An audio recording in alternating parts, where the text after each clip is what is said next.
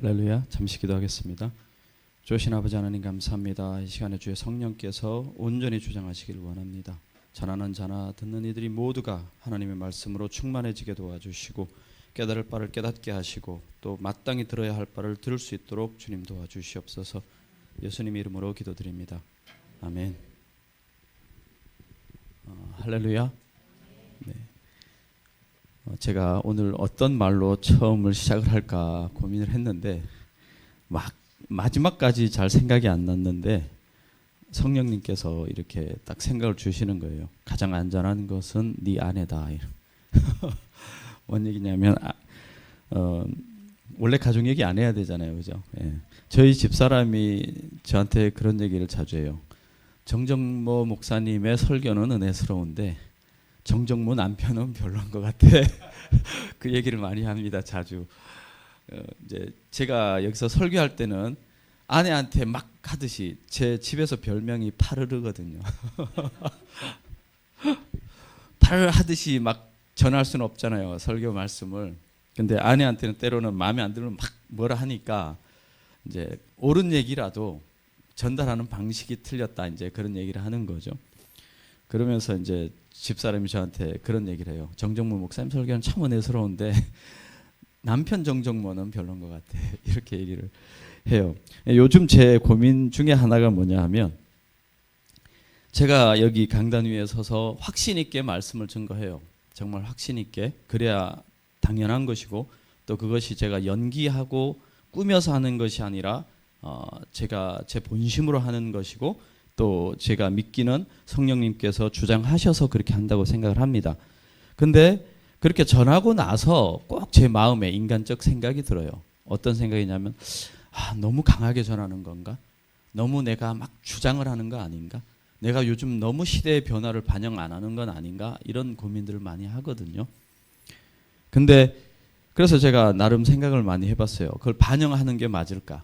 시대의 흐름 따라가는 게 맞을까? 이런 고민을 해봤습니다, 많이. 근데 아무리 생각해봐도 결론은 그렇지 않다 이더라고요. 그죠? 제가 하나님께서 주신 메시지를 시대의 흐름에 따라서 트렌드에 따라서 제 생각에 따라서 각색하고 뭐하고 이렇게 해서 하면 안 되지 않겠습니까? 그럼 제가 메신저로서의 그 역할을 제대로 감당 못하는 거겠죠. 그럼 손해는 누가 볼까요? 예, 메신저는 당연히 옛날 그 시대로 치면 목배임을 당할 것이고, 그죠? 그리고 메시지를 전달받은 사람들은 당연히 망하겠죠. 왜? 제대로 된 메시지를 전달받지 못했으니까.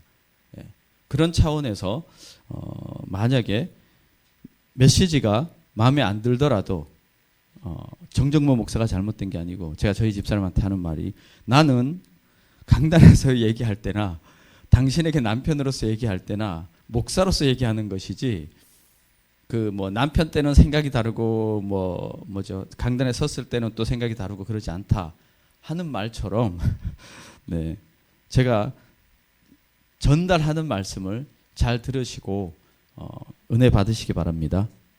아멘. 예. 그래서 첫 번째 제가 드리고 싶은 말씀은 오늘 이 말씀이 제가 이렇게 이 말씀을 선택하고 본문을 선택하고 전하려고 할 때 주제로 이렇게 설교를 하려고 생각을 했는데 그래서 제목을 큰 구원 이렇게 했잖아요. 근데 이렇게 계속 준비하면서 보니까 그거보다는 이것도 강해 설교처럼 좀 나가는 것이 맞지 않겠는가, 본문의 어떤 구조상 그렇게 해서 이제 그렇게 전하고자 합니다.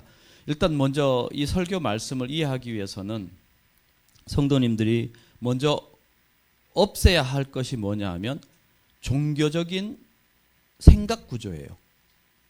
지금 이 자리에 나와서 앉아 계신 그 이유가 그냥 일요일이고 예배 드려야 하고 하니까 나와서 앉아 있는 그 모습 자체를 걷어내셔야 된다는 거예요.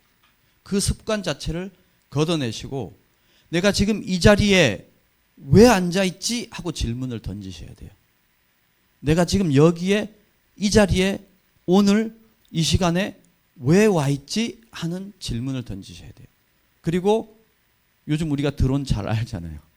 드론으로 전쟁마저도 그 옛날 영화 찍는 것처럼 이렇게 해서 보여주는 세상인데 하나님이 정말로 드론처럼 저 위에서 이 시간에 나를 보고 계신다고 생각하셔야 돼요. 옆에 누가 있는지는 중요하지 않아요. 인간관계에선 중요하겠죠. 그러나 지금 이 시간은 중요하지 않아요. 내가 지금 왜 이 자리에 이날 이 시간에 앉아 있는가? 그리고 하나님이 지금 나를 위해서 내려다보고 계신다 라고 생각하시면서 말씀을 들으셔야 돼요. 그래야만이 지금 이 말씀이 어떤 느낌인지 어떤 의미인지 와 닿을 거예요. 우리가 예수님 너무 많이 들어서 예수님이라는 그 이름이 내 마음속에 충격을 주지 않아요. 더 이상 내 마음에 어떤 감동도 주지 않아요. 그렇지 않습니까? 하나님을 얘기를 해도 내 마음에 울림이 없어요. 그건 심각한 상태라는 걸 아셔야 합니다. 근데 우리는 남편에게서 그 울림을 찾으려고 해요. 그죠? 아내에게서 그 울림을 찾으려고 해요. 자녀들에게서, 부모에게서 그 울림을 찾으려고 해요. 오늘날 우리 사회는 그 울림이 곳곳에서 없다고 불평하고 하소연하는 상태라고 저는 보고 있거든요. 남편은 아내에게, 아내는 남편에게, 부모는 자식들에게, 자식들은 부모에게 서로 왜 내 마음에 감동을 주지 않느냐, 왜 내 마음에 울림을 주지 않느냐 하고 하소연하는 상황이라고 보고 있습니다. 그렇기 때문에 우리 마음속에 흡족한 만족감이 없어요. 우리가 인생을 어떤 모양으로 살아도 어떤 우울증에 걸릴 만큼 좋지 않은, 마음이 편안하거나 그렇지 않은 상태로 우리가 우리 인생을 살아갑니다. 그런데 우리가 그렇게 하는 이유는 물론 각자가 자기 중심적인 생각 구조로 바뀌었기 때문도 있지만, 그래서 그 사람이 나에게 울림을 못 주는 것도 있지만, 내가 울림을 잘못된 곳에서 찾는다라고 하는 것도 있어요. 그건 뭐냐 하면 인간은 패역하잖아요. 패역하다는 말은 영어로 말하면 rebellious라고 하거든요. 저항적인, 반항적인, 이런 반역자, 어떤 그런 기질이 있는 거예요. 우리가 죄를 짓는 이유가 그거거든요. 죄를 짓는 이유가 내 자신을 위해서 내가 당연히 합당한, 응당한 응답을 해야 될 곳에 배신의 메시지를 자꾸 던지는 거예요. 그래서 예수님도 이 패역한 세대라고 얘기를 한 거거든요. 그러다 보니까 우리가 누구에게 울림을 줄 수가 없어요. 누군가가 내가 누구로부터 울림을 받기가 되게 어려워요. 내가 그 사람이 나에게 울림을 전달 못하는 것도 있지만 그 울림이 와도 내가 제대로 받지 못해요. 내가 비정상이기 때문에, 내가 자기중심적이기 때문에 그 사람이 전달하는 울림이 내 마음에 들지 않으면 받지 않는 거거든요. 그러니까 우리가 울림을 기대해야 할 것은 사람이 아니라 어디예요? 하나님. 사람에게서 사랑을 갈구할 게 아니라 하나님에게서 사랑을 갈구해야 돼요. 하나님의 사랑에 내 마음이 울림을 갖지 못하면, 내 마음이 진동하지 않으면 그 누구의 사랑으로부터도 울림이 없을 것이고 진동이 없을 거예요. 혹시 우리가 착각을 해서 진동을 느끼겠지만 그것은 바닷물을 마시는 것과 같은 갈급함을 증폭시키는 것일 뿐이겠죠. 그래서 우리가 오늘 이 본문 말씀을 큰 구원이라는 제목은 하나님의 사랑의 결정체라고 이해하셔야 돼요.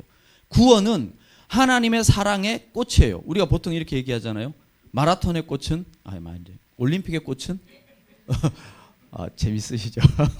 자, 올림픽의 꽃은 마라톤이라고 하잖아요. 그것처럼 하나님 사랑의 꽃은 구원이에요.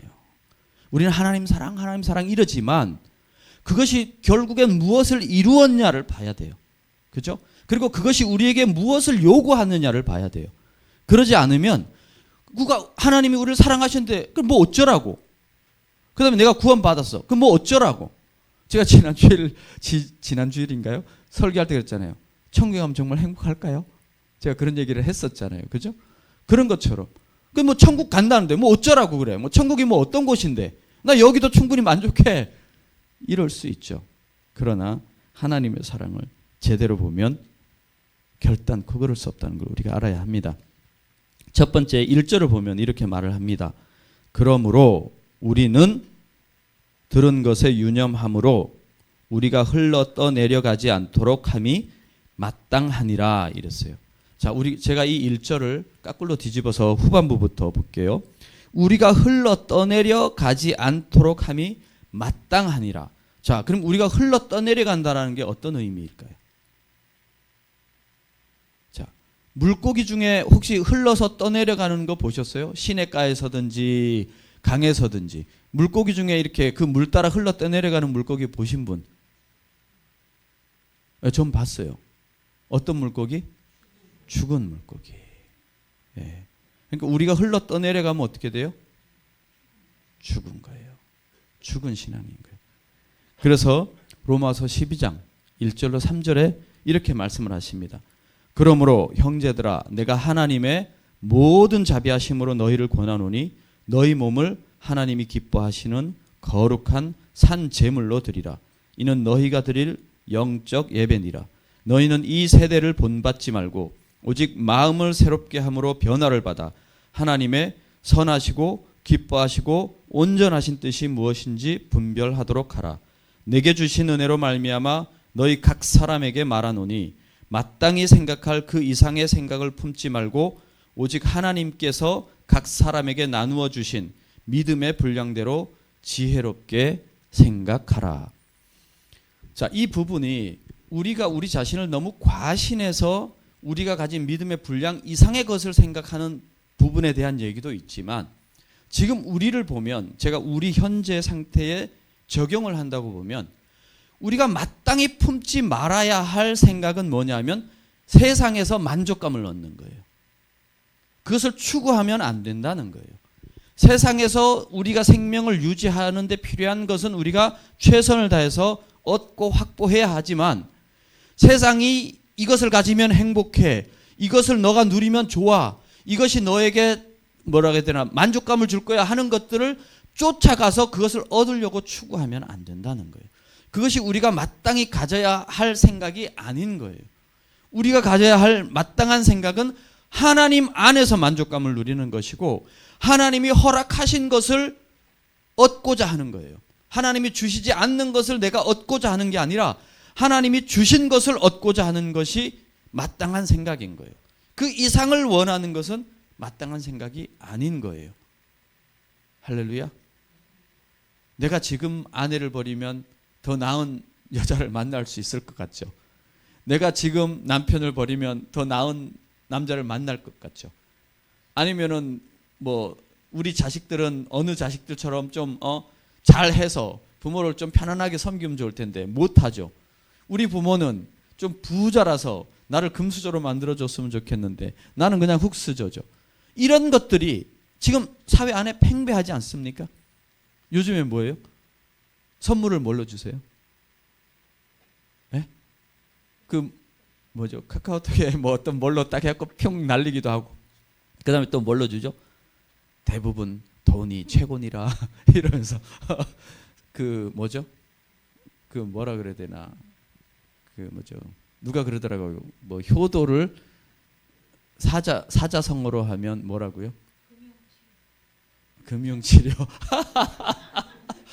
네, 금융치료는 뭐 종류가 많잖아요. 근데 좀 명확하게 구체적으로 하면 뭐예요? 가장 큰 효도. 사자성어로.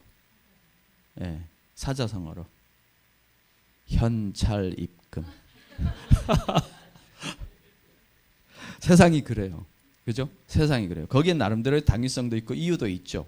뭐 그냥 내가 본인 마음에 안 드는 선물을 사서 주면 뭐 만족함이 없을 수 있으니까 돈을 줘서 본인이 원하는 걸 사게 한다. 나름의 당위성이 있지만 중요한 건 돈은 정성을 가져가지 않거든요.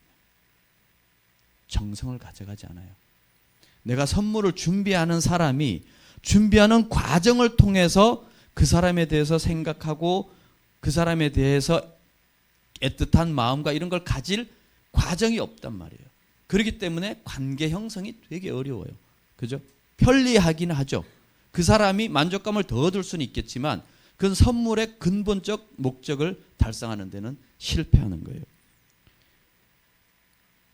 그래서 우리가 세상을 자꾸 쫓아가다 보면 하나님이 우리에게 주신 그 모든 과정을 제가 방금 과정 얘기했잖아요. 과정을 통해서 우리에게 주신 그 선물을 받질 못해요. 우리가 받았는데 만족하냐 안 하냐를 갖고 자꾸 실갱이하고 에이 이걸 줬으면 좋을 걸 저걸 줬으면 좋을 걸 이러고 있단 말이에요. 그렇지 않습니까? 선물은 그 자체로 감사한 거고 그 자체로 그 사람이 나에 대해서 정성을 쏟은 거기 때문에 너무 감사하고 좋은 거죠. 그 사람을 생각해야 되죠. 그 선물을 내가 사용할 때마다 아니면 내가 볼 때마다 그 사람을 생각해야 되는 거죠. 근데 돈은 그렇지 않단 말이에요. 돈을 받아서 내가 사면 내가 산 거지. 그죠? 그렇지 않습니까? 그래서 하나님이 우리에게 주신 것을 우리가 생각해야 돼요. 그 이상의 것을 생각하면 안 되는 거죠. 그래서 우리가 세속을 쫓아 그 이상의 것을 생각하면 어떻게 돼요? 떠내려가게 돼요. 자꾸 세상의 흐름에 풍조에 떠내려가게 된다는 거예요. 그 다음에 전반부를 보면 그러므로 그러니까 떠내려가지 않게 하려면 어떻게 해야 되느냐? 우리는 들은 것에 더욱 유념함으로. 한국말로 뭐예요? 들은 것에 더욱더 생각을 기울임으로 이런 말이죠. 그런데 성경 원문 말씀에는 세심한 주의를 기울이다라는 의미예요. 내가 들은 것에 대해서 세심한 주의를 기울이는 거예요. 근데 혹시 한번 생각해 보세요. 제가 지금 아까 왜 그 많은 얘기를 했겠어요? 지금 내가 이 자리에 이 시간에 왜 앉아 있는가? 하나님이 위에서 나를 내려다보신다. 그 말씀 뭐예요? 얘가 말씀을 잘 듣나? 내가 전하는 메시지를 듣나 안 듣나? 보고 계신다는 생각으로 이렇게 들으시란 얘기였죠. 내가 들은 말을 잊어버리잖아요. 들은 것에 세심한 주의를 기울여서 내가 정말 그 말씀대로 사는지, 그 말씀이 내 삶을 주도하고 있는지, 그 말씀이 내 삶에 빛이 되고 있는지를 생각해야 되는데 전혀 그러지 않아요. 요식행인 거죠. 왜? 앉아서 들었는데 기억이 안 나. 뭔 말씀을 들었는지 생각도 안 해. 그러니까 삶의 변화가 없죠. 흘러 떠내려갈 수밖에 없는 거예요. 그렇지 않습니까? 그리고 목사가 전한 말씀을 그냥 제가 자주 해드리는 말씀이지만 일반적 강사들이 전하는 말과 똑같은 레벨에서 들어. 그리고 어떻게 그게 생명의 말씀이 되겠냐고요. 그게 어떻게 인생을 바꾸는 말씀이 되겠냐고요. 그들은 본인들이 돈을 벌기 위해서 앉아서 듣고 있는 그 사람들의 마음을 즐겁게 하고 위로를 주는 게 목적이에요. 그렇지 않습니까? 근데 하나님의 말씀은 위로가 목적인가요? 아닙니다. 우리가 구약 선지서를 읽어보면 알아요. 제가 말씀드렸잖아요. 찔림을 느끼는 것이 회복이라고, 그것이 위로라고, 그것이 전혀 다른 게 아니라고 제가 말씀을 드렸잖아요. 하나님의 말씀은 찔러서 쪼개고 변화시키는 거예요. 그래서 생명을 살리는 것이 하나님의 말씀의 목적이지 위로가 아니란 말이에요. 너 잘하고 있다. 뭘 잘하고 있어요? 맨날 죄짓고 잘못하고 있는데. 그렇지 않습니까? 그럼에도 불구하고 내가 너를 사랑한다 라고 하는 말씀이 위로인 거죠. 그럼 내가 내 자신의 부족함을 알고 그럼에도 불구하고 무조건적으로 사랑하시는 하나님의 사랑을 알고 그러면 그런 것을 우리가 깨달았을 때 우리 삶을 어떻게 내 마음대로 내 뜻대로 살아요? 그러지 않습니까? 그분을 향해서 살 수밖에 없지 않겠습니까? 그러니까 우리가 어떻게 돼요? 들은 것에 세심한 주의를 기울여야 해요. 디모데후서 2장 1절로 12절에 이렇게 말씀합니다. 이것은 사도 바울이 아들과 같은 디모데에게, 에베소 교회를 이렇게 목회하고 있는 디모데에게 전한 편지잖아요. 그러면서 아들에게 당부하듯이 얘기하는 거예요. 그래서 디모데후서 2장 1절로 2절의 말씀에 이렇게 말합니다. 내 아들아, 그러므로 너는 그리스도 예수 안에 있는 은혜 가운데서 강하고 또 내가 많은 증인 앞에서 내게 들은 바를 충성된 사람들에게 부탁하라. 그들이 또 다른 사람들을 가르칠 수 있으리라. 아멘. 아멘. 제가 자주 말씀드리지 않습니까? 저는 살아온 교회를 볼 때 지금 앉아 계신 분들만 보지 않는다고. 앉아 계신 분들을 통해서 변화될 그 다음 세대도 보고 그 다음 세대에 의해서 변화될 그 다음 세대까지 그리고 그 다음 세대까지. 그래서 최소한 50년에서 200년은 보고 있다고 말씀을 드리죠. 그래서 제가 지금 오늘 전하는 이 말씀도 제가 전에 들은 바를 천착해서 거기에 세심한 주의를 기울여서 똑같이 그렇게 하시라고 전하는 거예요. 그래서 혹시 이 자리에서 이 말씀을 듣는 분들 중에 누군가가 또 다른 이들에게 가르칠 수 있기를 기대하면서 할렐루야. 그렇게 해야 한다는 거예요. 설교 말씀 전해졌다고 듣고 아멘 아멘 아멘. 근데 기억 못해. 뭐에 아멘 했는지 내가. 그건 정말로 종교적인 거고 정말로 요식행위인 거죠. 그렇게 하시면 안 된다라는 말씀을 드립니다. 두 번째로 2절에 이렇게 말씀을 합니다. 천사들을 통하여 하신 말씀이 견고하게 되어 모든 범죄함과 순종하지 아니함이 공정한 보응을 받았거든. 자, 사도행전 7장 51절로 53절에 이런 말씀이 있습니다. 이것은 스데반이 유대 그 공회에 끌려가서 제사장들이 있는 거기에 끌려가서 이렇게 많은 질문을 받고 공격을 받은 후에 스데반이 이제 순교하기 직전에 그들에게 설교했던 내용 중에 일부분이에요. 스데반이 이렇게 얘기를 합니다. 목이 곧고 마음과 귀에 할례를 받지 못한 사람들아, 너희도 너희 조상과 같이 항상 성령을 거스르는도다. 너희 조상들이 선지자들 중에 누구를 박해하지 아니하였느냐. 이 말은 누구를 박해하지 않은 선지자가 누가 있느냐 이런 말이에요. 의인이 오시리라 예고한 자들을 그들이 죽였고 너희 조상들이 죽였고 이제 너희는 그 의인을 잡아 준 자요 살인한 자가 되나니. 의인이 올 것이라고, 예수 그리스도가 올 거라고, 메시아가 올 거라고 전한 그 선지자들을 너희 조상들이 잡아 죽였고 박해했고, 그런데 너희는 이제 그 예언된 메시아가 왔는데 그 메시아를 잡아줬고 죽였다. 그 얘기를 하는 거예요.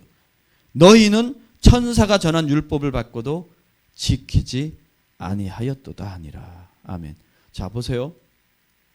천사가 전한 율법에도 여기 이렇게 나오잖아요. 천사가 전한 율법에도 천사들을 통하여 하신 말씀이 견고하게 되어 모든 범죄함과 순종하지 아니함이 공정한 보응을 받았거든. 여기서 공정하다는 단어가 쓰였다고 착각하시면 안 돼요. 그들이 천사를 통해서 전해진 율법을 제대로 말씀을 안 받았기 때문에 그것에 합당한 벌을 받았다는 얘기예요. 그것에 합당한 벌을. 그러니까 그렇게 됐는데 여기 이제 3절에 보면 우리가 이같이 큰 구원을 등한히 여기면 어찌 그 보응을 피하리요. 어찌 그 보응을 피하리요. 그죠? 천사를 통해서 전해진 말씀도 지키지 않은 자들이, 따르지 않은 자들이 그것에 합당한 징계와 벌을 받았는데 이제는 뭐예요? 그 아들이 직접 와서 그 선지자들이 천사들을 통해서 받은 메시지를 전달했는데 그 메시지를 받지 않은 자들도 그거에 대한 보응을 받아서 벌을 받았는데 이제는 그 예언된 아들이 직접 와서 전한 이 복음, 이 구원을 너희가 등한히 여기며, 등한히 여긴다라는 말이 무슨 얘기인지 아시죠? 영어로는 뭐냐면 neglect예요. neglect. 그냥 무시한다는 거죠. disregard도 있어요. disregard는 뭐예요? 그것도 상관하지 않는다는 거예요. regard라는 말이 관계에 있다는 얘기거든요. 관계를 말할 때 regard라는 말을 써요. 그래서 이렇게 논문을 쓸 때도 이것에 연관하여 이러면 in regard of 이렇게 얘기를 하거든요. 그 다음에 또 그 사람들이 헤어질 때 누구에게 안부 전해줘 이럴 때 보통 말로는 say hello to 누구 이렇게도 얘기를 해요. say hello to 누구누구 이렇게 하기도 해요. 그런데 거기에서 또 뭐라고 얘기하냐면 regards to 누구누구 이렇게도 해요. 그러니까 뭐예요? 관계에 관련된 거거든요. 그러니까 여기서 뭐냐면 disregard라는 말은 아시죠? dis가 뭐예요? 없애버리는 거잖아요. 그러니까 그 관계에 관련된 관심을 없애버리는 거예요. 그러니까 우리가 뭐예요? 하나님의 말씀, 그 아들이 직접 전한 하나님의 말씀을 등한히 여기는 거예요. 아주 무시해버리는 거예요. 그렇게 되면 어찌 보응을 피하리요. 그 보응이 뭐예요? 하나님의 사랑에 꽂힌 구원을 잃는다는 거예요. 그렇죠? 여기에서는 다시 되돌림이 없어요. 그 전에 선지자들을 그렇게 핍박한 조상들이 핍박했지만 그것은 최종이 아니에요. 왜? 의인이 아직 온 게 아니기 때문에. 메시아가 아직 온 게 아니기 때문에. 이제는 뭐예요? 이 메시아의 메시지를 받지 못하면 그 다음이 없다는 거예요. 우리가 그걸 명심해야 돼요.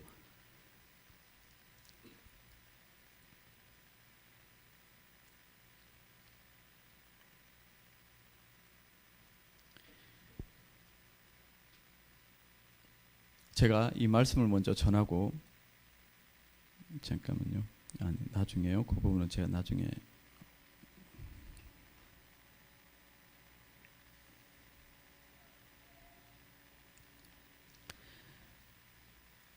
자, 제가 한번 말씀을 여쭤볼게요.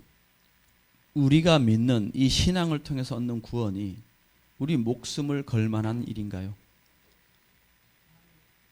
아멘. 네. 제가 구원이란 단어를 썼다고 그 구원에 한정되시면 안 됩니다. 우리가 이 구원을 받는다는 얘기는 하나님의 사랑에 응답한다는 얘기예요. 응답한다는 얘기예요. 그러니까 내가 구원을 받아서 천국에 가는 거기 때문에 목숨을 걸 만한 일이다, 이렇게 생각하는 것은 굉장히 1차원적인 얘기인 거고, 좀 더 깊이 가면 나를 지극히 사랑하신, 무조건적인 사랑으로 사랑하신 그 하나님의 사랑에 내가 응답하는 거예요. 나의 신앙으로 응답하는 거예요. 그리고 그 응답의 결과가 구원인 것인 거죠. 이해되시는 거죠. 그래서 마가복음 12장 28절로 30절에 이렇게 말씀을 합니다. 서기관 중 한 사람이 그들이 변론하는 것을 듣고 예수께서 잘 대답하신 줄을 알고 나아 묻되 모든 계명 중에 첫째가 무엇이니까? 예수께서 대답하시되 첫째는 이것이니 이스라엘아 들으라. 자, 첫째는 이것이니 사론 교회야 들으라. 할렐루야. 아멘. 주 곧 우리 하나님은 유일한 주시라. 그 외에는 없단 얘기예요. 오직 하나님뿐이라는 거예요. 그렇기 때문에 내 마음을 다하고 목숨을 다하고 뜻을 다하고 힘을 다하여 주 너의 하나님을 사랑하라 하신 것이요. 아멘. 네. 목숨을 다해서 사랑하라 하잖아요. 왜? 하나님이 그렇게 사랑하셨거든요. 그죠? 하나님은 목숨을 다해서 우리를 사랑하셨어요. 아들이 십자가에서 우리를 위해서 죽으셨잖아요. 우리를 위해 부활하셨고. 그렇기 때문에 우리도 그렇게 해야 하는 거예요. 마태복음 22장에 보면 왕이 아들의 혼인잔치에 사람들을 초청하는 게 나와요. 그런데 초청을 이미 받은 사람들 보고 오라 하니까 그들이 어떻게 해요? 나는 밭에 가봐야 한다, 나는 사업에 가봐야 한다, 이렇게 하고 그 초청을 등한히 여기죠. 무시하죠. 우리가 그러지 않는지를 돌아봐야 합니다. 내 삶의 사업에, 내가 어떤 삶을 영위하기 위한 일에 바빠서, 아니면 내가 그것을 더 중요히 여겨서 하나님이 우리를 초청하는 그 초청의 메시지를 등한히 여기는 건 아닌지, 우리 삶의 목적이 생존이 아니란 걸 기억하셔야 합니다. 70살을 살면 어떻고 80년을 살면 어떻고 100년을 살면 뭐해요? 그렇지 않습니까? 어떻게 살았느냐, 왜 살았느냐가 중요하죠. 우리 삶의 목적은 생존이 아니란 걸 아셔야 합니다.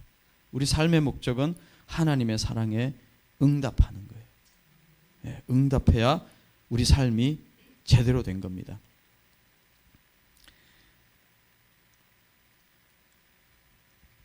독일의 에리 프롬이라는 사람이 쓴 책의 제목이 한국말로는 자유로부터의 도피예요. 자유로부터의 도피. 이 사람이 쓴 책이 뭐냐면, 독일이 어떤 나라죠? 네, 지금 박영희 목사님께서 전범국 이러셨어요. 그죠? 네, 독일을 하면 지금은 전범국 이렇게 기억되잖아요. 근데 그 독일이 그 전에는 어떤 나라였어요? 예? 기술 강국. 예, 뭐 이런 얘기를 많이 하잖아요. 근데 아니에요. 독일이 2차 세계대전을 일으키기 전에는 기술 강국은 아니었어요. 영국이 그랬고요. 근데 자, 뭐냐 하면 지금은 독일이 진짜 기술 강국이죠. 근데 독일이 그 전에는 뭐였냐면 신앙의 국가였어요. 마틴 루터. 예. 그리고 뭐죠? 2차 세계대전 전까지는요.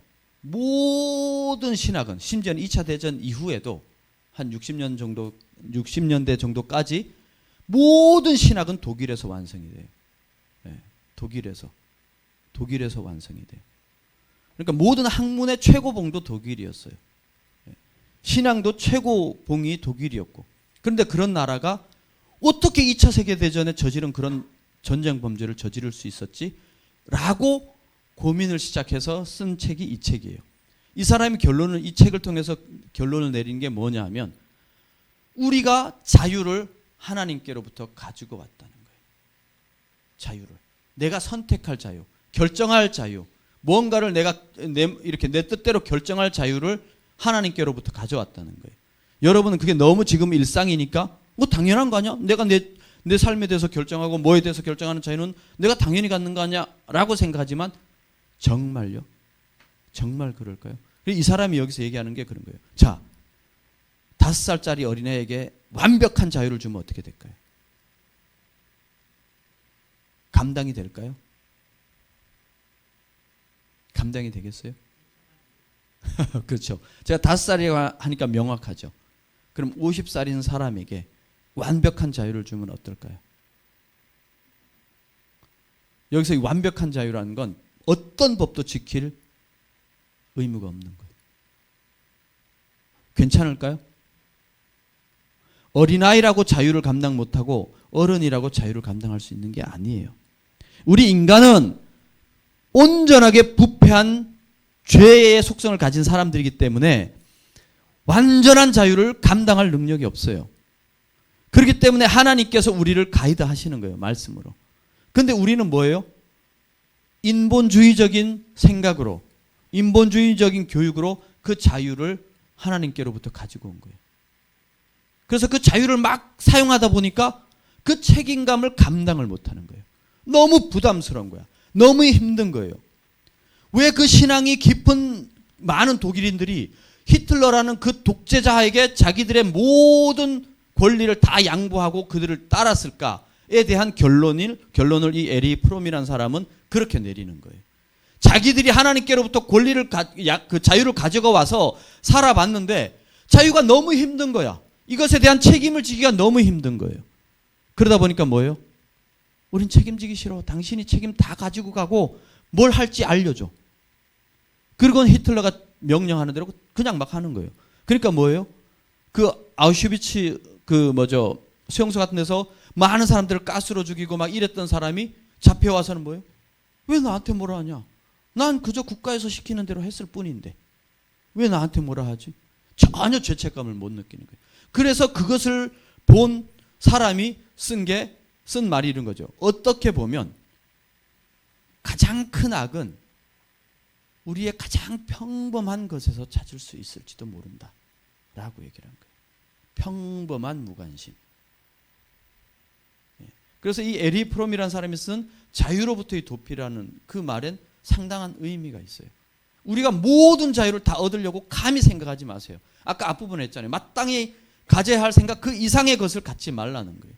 우리는 제약을 받을 때 당연하게 마땅히 나아가야 할 길로 나아갈 수 있다는 거예요. 우리 몸도 제약이 있기 때문에 우리가 이 형태를 유지하는 거예요. 피가 지 마음대로 다니면 어떻게 되겠어요? 핏줄 안에 있지 않고. 그러지 않습니까?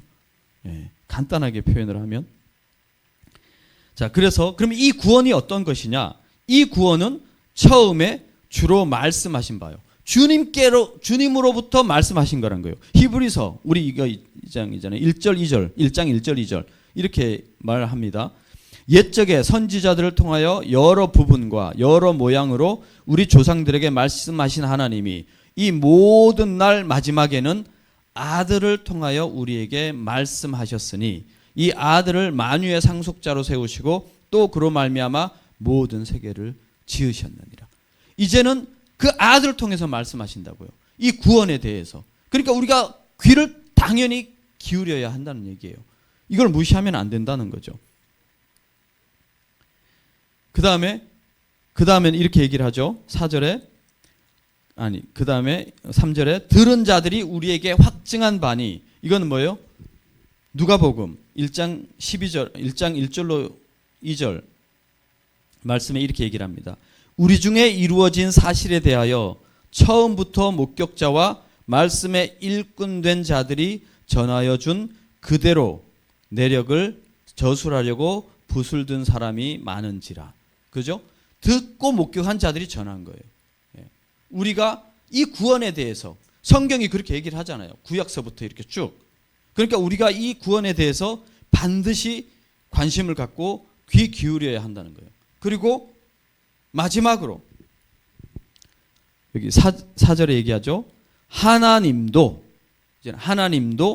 표적들과 기사들과 여러 가지 능력과 및 자기의 뜻을 따라 성령이 나누어 주신 것으로서 그들과 함께 증언하였느니라. 그러니까 하나님도 뭐예요? 표적. 표적은 뭐예요? 표적이잖아요. 저기 표적. 총을 쏘는 표적이 아니라 타겟이 아니라 여기서는 사인인 거예요. 우리가 차를 몰고 가다 보면 이정표가 있잖아요. 사인. 그게 표적인 거예요. 내가 강릉을 가는데 강릉 가는 길 맞네. 강릉 몇 킬로 뭐 이렇게 하잖아요. 뭐 이렇게. 아니면 옆에 빠지는 길로 강릉 이렇게 써 있잖아요. 근데 내가 가는데 강릉이란 말이 하나도 안 나와. 그래 뭔가 잘못되지 않았겠어요? 그죠? 그러니까 하나님이 그 표적을 보여주신다고요. 네가 똑바로 가고 있다. 똑바로 가고 있으니까 가자 하고 그 표적을 여러 모양으로 보여주신다는 거예요. 그 다음에 기사. 이 기사는 뭐냐면 경이로움을 의미하는 거예요. 경이로움.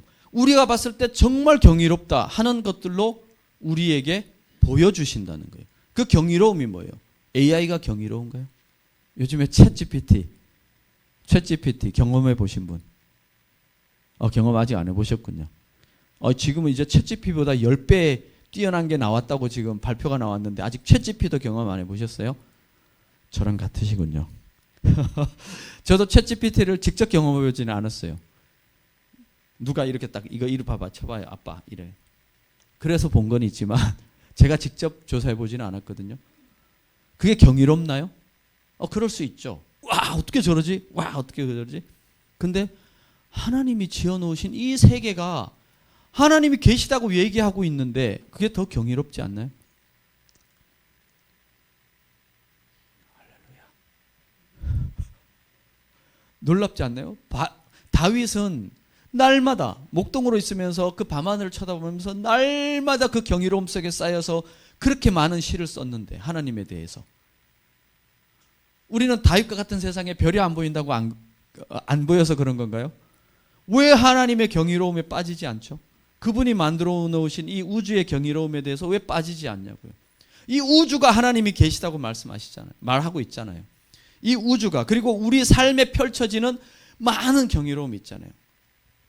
그런 것들에 대해서 왜 그냥 우연 뭐 이런 것으로 넘어가고 하나님의 세심한 역사심이 있다라는 생각을 못 하시는 거예요. 하나님께 우리 생각이 가 있지 않기 때문에 그런 생각이 안 드는 거예요. 우리가 하나님께 우리 생각이 가 있으면 그렇게 생각이 되어지는 겁니다.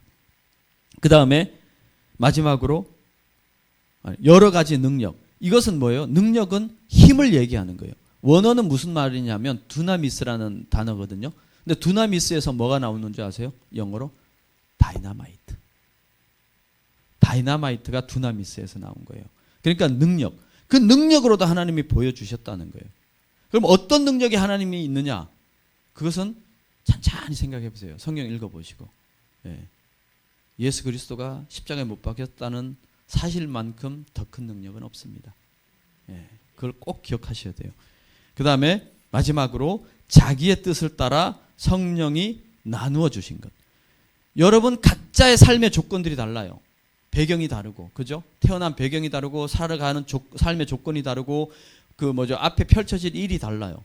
그렇지만 성령께서 하나님의 뜻을 따라 우리 각자에게 나누어 주신 게 있어요. 그것을 살피셔야 돼요. 성령님이 나누어 주신 게 없다면 땅을 치고 통곡하셔야 돼요. 왜? 하나님의 자녀가 아니라는 의미니까. 내가 하나님께로부터 받은 게 없다고 생각된다면 나는 안 주셨는데 이러고 있으시면 안 돼요. 정신 바짝 차리셔야 돼요. 왜?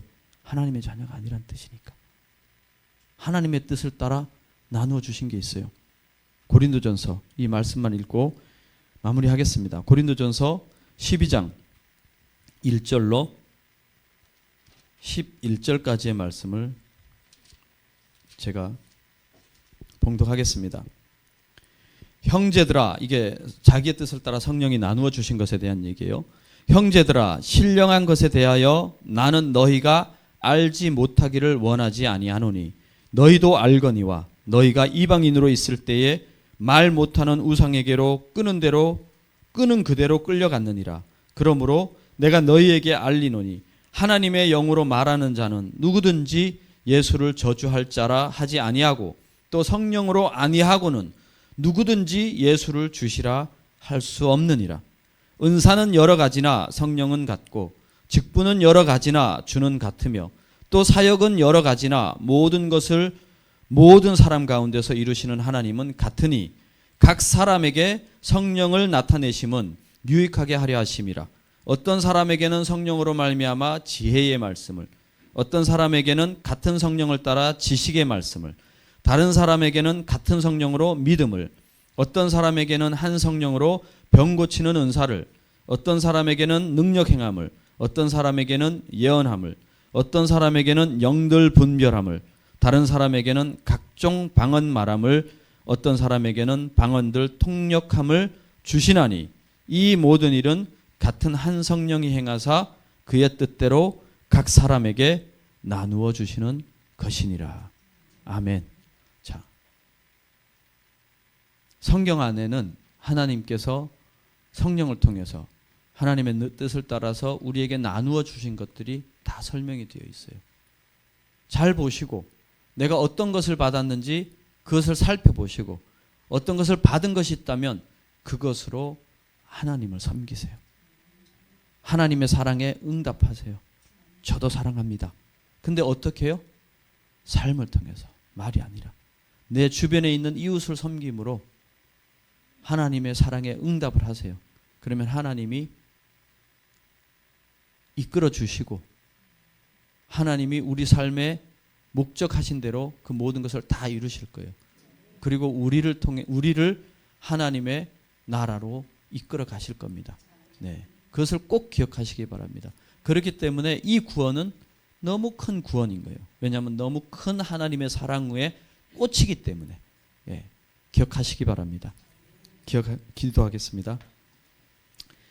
주신 아버지 감사합니다. 아버지께서 우리가 아버지를 알지 못할 때 우리를 아시고 사랑하셔서 우리에게 구원을 허락하셨습니다. 우리가 단지 구원을 받고 천국에 갈 것으로 만족할 것이 아니라 우리 삶을 통해서 이 땅에서 하나님의 사랑에 응답하는, 목숨을 걸고 하나님을 사랑하는 사람들이 될 수 있도록 도와주시옵소서. 예수님 이름으로 기도드립니다. 아멘.